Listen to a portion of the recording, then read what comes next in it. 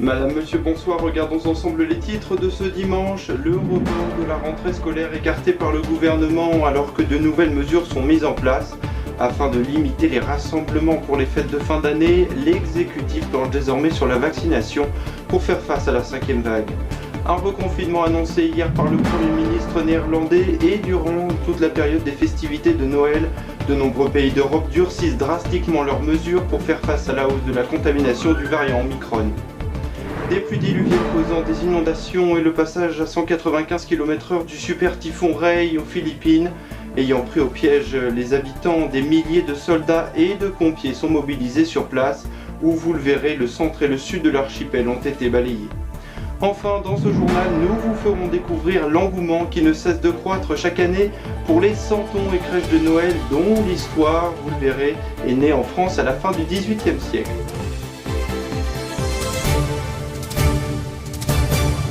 Faudra-t-il un pass sanitaire pour se rendre au travail? Olivier Véran n'exclut pas cette possibilité alors que nos voisins allemands et italiens appliquent cette mesure depuis l'automne.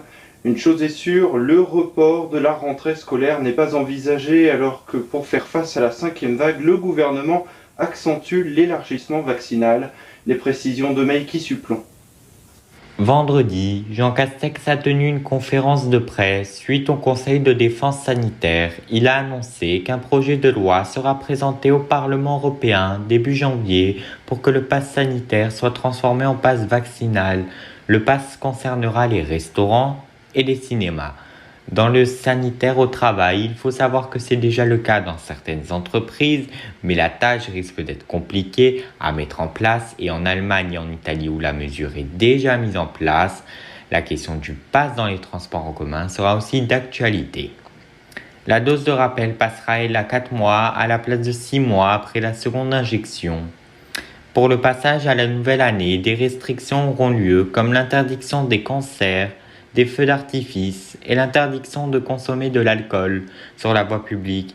Pour limiter la diffusion du variant Omicron, le Premier ministre a annoncé une 50aine de cas du variant ont été détectés en France actuellement.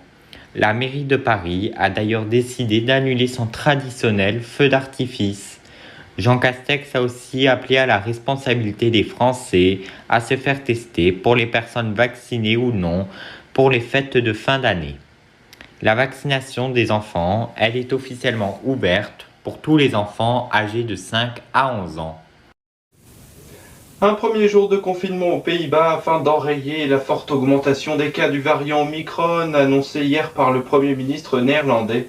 Une situation similaire notamment en Allemagne mais aussi en Grande-Bretagne où 9 millions d'habitants de Londres subissent la fermeture de nombreuses infrastructures culturelles et commerces non essentiels. Le point sur la situation avec Meiki Supplon. À une semaine de Noël, le Premier ministre néerlandais Mark Rutte a annoncé à partir de ce dimanche et pour une durée de 2 semaines, pour le moment, un confinement très strict aura lieu aux Pays-Bas avec la fermeture des magasins non essentiels, des restaurants, des bars, des musées et cinémas ou encore des théâtres. Le Danemark, lui, va ordonner la fermeture des lieux culturels pour freiner l'épidémie et à compter de ce dimanche. L'Allemagne, elle, a décidé de classer le Danemark et la France comme zone à risque. Cela signifie que dès ce dimanche, tous les voyageurs non vaccinés devront se voir imposer une quarantaine. Au Royaume-Uni, en raison du variant Omicron, des records de contamination ont lieu ces derniers jours avec plus de 93 000 cas et depuis 2020, 147 048 personnes sont décédées du Covid-19.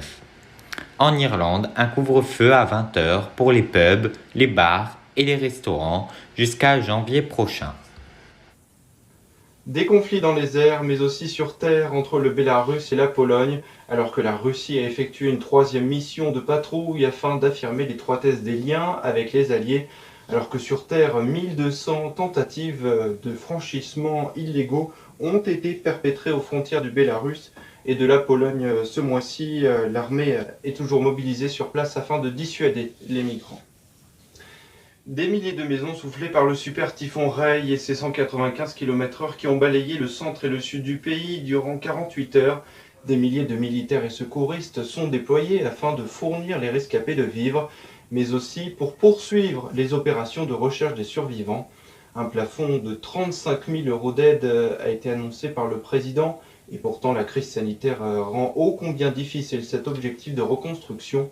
Ce typhon est l'un des plus meurtriers, portant à près de 115 blessés, alors que toutes les zones n'ont pas encore été quadrillées. Une zone tropicale pourtant très exposée à ce phénomène fréquent. On revient en France. 1 an après la disparition de Delphine Jubilard, une marche blanche s'est tenue en hommage à Kania Clémins ce dimanche après-midi. Ayant rassemblé pas moins de 300 proches et anonymes, la compagne de son mari, Cédric Jubilard, suspect numéro 1 et toujours en détention provisoire, a été relâchée jeudi soir par faute de charges retenues.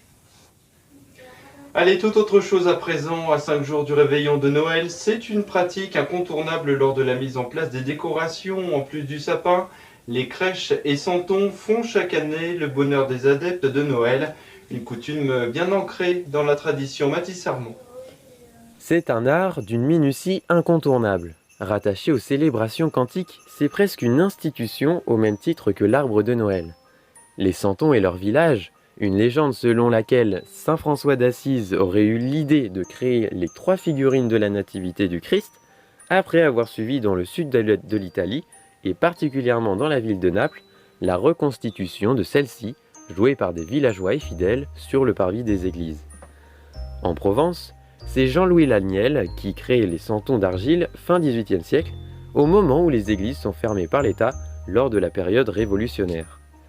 Ainsi, installer une crèche dans son foyer est devenu une véritable tradition. Les santons sont confectionnés à la main, une technique ancestrale, atypique et un art, celui du travail bien fait. Une famille de personnages incontournables qui s'agrandit et évolue au fil du temps. Marie, Joseph, Jésus, les rois mages et les villageois, du poissonnier au boulanger, en passant par les animaux des bergers. Une véritable histoire qui se crée dans la ferveur festive de Noël, dont la tradition ne saurait se perpétuer. Avant de retrouver la météo d'Avion Maé, un dernier mot pour vous. Bonjour à tous, je vous fais cette petite vidéo aujourd'hui pour vous annoncer que j'ai en effet annoncé il y a quelques semaines à l'équipe d'AR1 ma décision de quitter la présentation du journal afin de me consacrer pleinement à l'échéance électorale à venir. L'élection présidentielle, on le fait déjà dans l'entretien présidentiel depuis quelques mois maintenant. Les futurs entretiens qui vont venir, les entretiens présidentiels. Je vous retrouverai donc pour les meetings des candidats au plus proche de cette campagne électorale. Je vous retrouverai dans une toute nouvelle rubrique au sein d'une émission politique au mois de janvier. Je ne vous en dis pas plus. Un nouveau podcast également arrive. Je vous retrouverai également pour l'entretien, pour différentes interviews au sein de votre journal, mais aussi des reportages sur le terrain dans le journal. Rien n'est mieux que le terrain. Merci à tous pour vos messages. Je voulais remercier bien sûr Steven Combe qui m'a offert cette chance de présenter votre journal pendant 1 an. Je le remercie énormément. Merci également à Romain et à Mathis de m'avoir toujours soutenu quoi qu'il arrive. Merci à eux, merci à l'ensemble de cette magnifique équipe et rédaction. Merci beaucoup à tous. Je vous retrouve très bientôt sur AR1 dans l'entretien présidentiel. Une fois n'est pas coutume, nous allons se quitter avec une citation. Albert Einstein a dit « Les gens qui évitent l'échec évitent aussi le succès ». Merci à tous. Et pour le remercier de ses 11 mois de titularisation, voyez le reportage de Mathis Armand. 2019, ton premier journal d'avion. Mesdames, Messieurs, bonjour. Très heureux de vous retrouver dans le journal de 13h. Voici des titres. Depuis, en près de 2 ans, comme remplaçant de Steven d'abord, puis présentateur titulaire, c'est 20 journaux que tu as présentés avec passion et professionnalisme. Vous l'aurez donc compris avec ce générique un petit peu spécial. Plus de 300 heures d'émission à nous informer et décrypter l'actualité, avec les reportages de nos journalistes, toujours là, à tes côtés. Le reportage donc magazine de cette édition. 2 ans, où tu nous as fait vivre des événements importants, tels que la crise du Covid-19 avec les confinements. Bonsoir à tous et bienvenue dans cette édition spéciale consacrée au coronavirus et à la mort de Jacques Chirac, ou encore le tragique assassinat de Samuel Paty. Mais aussi des moments plus joyeux, comme la récente mission Alpha de Thomas Pesquet. Tu auras réussi, bien sûr, à apporter ta patte, vouloir donner la parole à ceux qui font l'actualité, comme lorsque tu reçois la secrétaire d'État, Sarah El Haïry. Vous savez, moi je suis très contente que vous soyez là aujourd'hui. Cyril Hermann-Denker, ou encore de jeunes étudiants pour revenir sur leurs conditions de scolarité pendant la crise de Covid-19. Mais aussi en délocalisant le journal au plus près de l'actualité, comme en mai dernier lors de l'attaque à Chapelle-sur-Erdre. Mesdames et messieurs, bonjour à tous et bienvenue dans ce journal du samedi 29 mai 2021 à la Chapelle-sur-Erdre.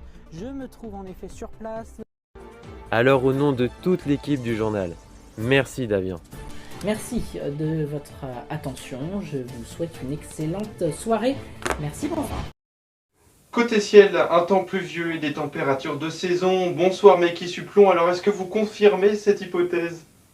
Et oui, bonsoir Steven, bonsoir à toutes et à tous. Voyons tout de suite les prévisions météo de ce lundi matin. Des nuages pas très fréquents vers Lyon et le nord avec des brouillards tenaces.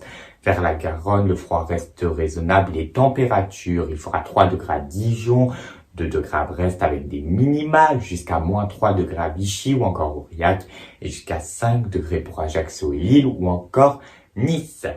L'après-midi, les nuages laissent place à quelques rayons de soleil. Ils seront très présents sur une partie de la journée et sur une partie des vallées de l'Est. Ailleurs, de belles éclaircies sont à prévoir et des températures proches des normales de saison. Pour les 3 prochains jours, commençons par mardi avec des nuages près de la Méditerranée qui arrivent par l'océan avec quelques nuages près des régions. Mercredi, le ciel sera lumineux, il fera froid au nord et doux vers le sud. Et pour finir jeudi, avec des pluies vers l'Occitanie ou encore vers le nord. La douceur est au sud et l'est de la France. Et les températures restent plutôt douces. Excellente soirée à toutes et à tous.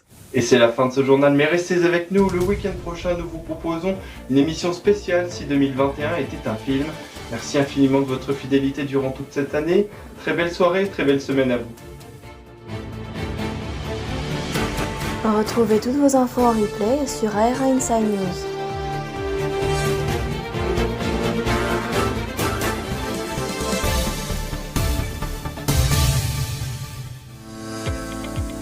Une année riche en actualités, particulièrement dominée de nouveau par le Covid-19. Avec notre équipe, nous vous avons préparé une émission spéciale si 2021 était un film retraçant les grands événements marquants de cette année. Je vous retrouve donc dimanche 26 décembre à 10h.